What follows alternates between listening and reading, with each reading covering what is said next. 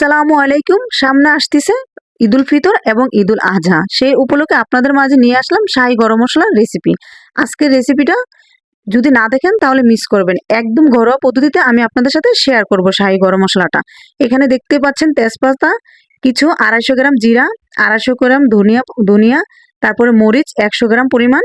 এখানে এখানে শাহী জিরা 50 গ্রামের পরিমাণ নিয়েছি, এলাচ 50 গ্রাম, দারচিনি 50 গ্রাম, স্টার 50 টাকার পরিমাণ, তারপরে লবঙ্গ, গোলমরিচ, সাদা গোলমরিচ, কালো গোলমরিচ সবকিছু আমি পরিমাণ মতো নিয়েছি। 100 গ্রাম 50 গ্রাম করে সবকিছু নিয়ে নিয়েছি। দেখতে পাচ্ছেন এক এক করে মশলাগুলো আমি এখন আপনাদের দেখিয়ে দিলাম। এই সব মশলাগুলো আপনারা নেওয়ার ট্রাই করবেন।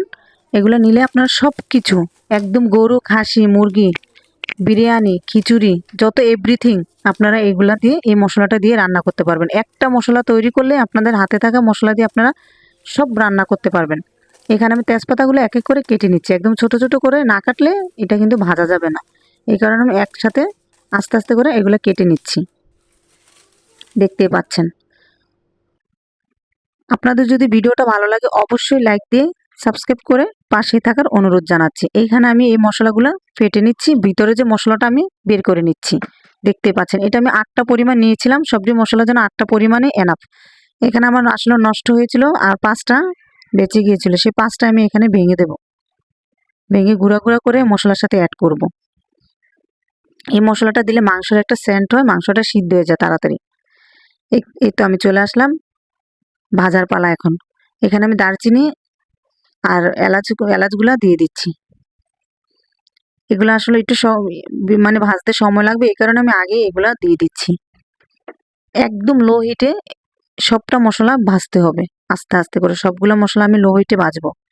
একদম শেষ পর্যন্ত দেখার অনুরোধ জানাচ্ছি, না দেখলে অনেক কিছু মিস করবেন। আস্তে আস্তে করে আমি ভেজে নিচ্ছি।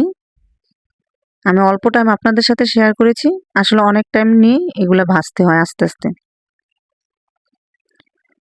এই তো কিছু হালকা যখন এই মশলাটা হয়ে যাবে তখন আমি শুকনো মরিচগুলো দিয়ে দিচ্ছি আর তেজপাতাগুলো দিয়ে দিচ্ছি।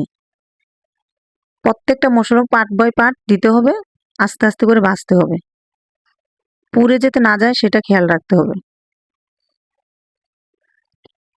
দেখতে পাবেন আমি কিভাবে ভাজি, আপনারাও এইভাবে ট্রাই করবেন, ইনশাল্লাহ আপনাদের মশলাটা একদম পারফেক্ট হবে। আমার ভিডিওটা ভালো লাগলে অবশ্যই অবশ্যই লাইক দিয়ে কমেন্ট করে সাবস্ক্রাইব করে পাশে থাকবেন আর অল নোটিফিকেশনটা বাজিয়ে রাখবেন। আর একটা কমেন্ট করে জানাবেন আপনাদের মশলাটা কি পারফেক্ট হয়েছে কিনা। এখন আমি ধনিয়া আর জিরাটা আমি দিয়ে দিচ্ছি এখানে। এই ধনিয়া জিরাটা আস্তে আস্তে করে আবারও ভেজে নেব। পার্ট বাই পার্ট মশলা না দিলে আপনারা মশলা কিন্তু পুড়ে যাবে। এগুলো ভাজা হয়ে গেছে, কিছুটা হালকা হালকা হয়ে গেছে। এখন আমি অন্য আরো মশলাগুলো অ্যাড করে দিব এখানে, গোলমরিচ, দারচিনি যা যা ছিল। শাহি গরম মশলাটা, শাহি জিরাটা আমি পরে অ্যাড করব। এটা যেহেতু একদম চিকন ছোট ছোট, আমি বড়গুলো আগে আস্তে আস্তে করে ভেজে নিচ্ছি। আবারও নাড়াচাড়া করে সুন্দর করে উল্টে পাল্টে আস্তে আস্তে ধীরে ধীরে করে একদম লো হিটে, হাই হিট দিলে কিন্তু পুড়ে যাবে, মশলার সেন্টটা ভালো হবে না। বিশ্বাস করেন এই মশলাটা দিয়ে রান্না করলে প্রত্যেকটা খাবারের টেস্ট আলাদা হয়, খুবই সুন্দর হয়, কালারটাও যেমন আসে খাবারটাও খেতে সুন্দর টেস্ট হয়। আপনারা একবার হলে ট্রাই করবেন আর কমেন্ট বক্সে কমেন্ট করে জানাবেন কেমন হয়েছে। এখন আমি শাহি জিরাটা দিয়ে দিলাম। শাহি জিরাটা যেহেতু একদম ছোট এই কারণে পরেই দিয়েছি। এখন শাহি জিরাটা আমি আবারও আস্তে আস্তে ভেজে নেব। দেখতে পাচ্ছেন আপনাদের সামনে সবকিছু প্রসেসিং করে দেখিয়ে দিলাম। একদম বাজে হয়ে গেছে, দেখতে পাচ্ছেন একদম মরিচটা দেখেন একটু পুড়েও নাই, যেভাবে মরিচ সেভাবে আছে, কালারটা নষ্ট হয় নাই কিন্তু একদম মচমচা, দেখতে পাচ্ছেন গরম মশলাগুলো একদম মচমচা হয়ে গেছে। আমি এখানে কিন্তু 10 মিনিটের মতো রেস্টে রাখছিলাম ঠান্ডা হওয়ার জন্য। ঠান্ডা হওয়ার পর আমি এখানে ব্লেন্ডার জারে দিয়ে দিলাম। ঠান্ডা না হলে কিন্তু মশলাটা হবে না, আপনারা কিন্তু ভুলেও গরম অবস্থায় মশলাটা করবেন না। এখানে দেখতে পাচ্ছেন মশলাটা আমি এক এক করে সবগুলো মশলা ব্লেন্ডারে গুঁড়ো করে নেব। একদম আপনাদের সামনেই কিন্তু প্রসেসিং করে দেখিয়ে দিচ্ছি। ভালো লাগলে অবশ্যই অবশ্যই ট্রাই করবেন, কমেন্ট বক্সে কমেন্ট করবেন।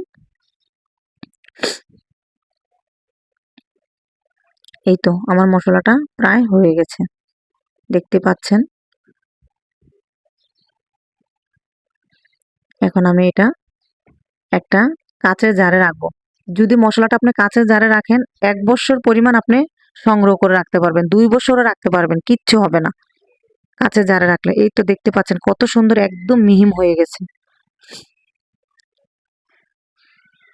তারপর আমি এগুলা এখন একটা জারে রাখবো, দেখতে পাচ্ছেন।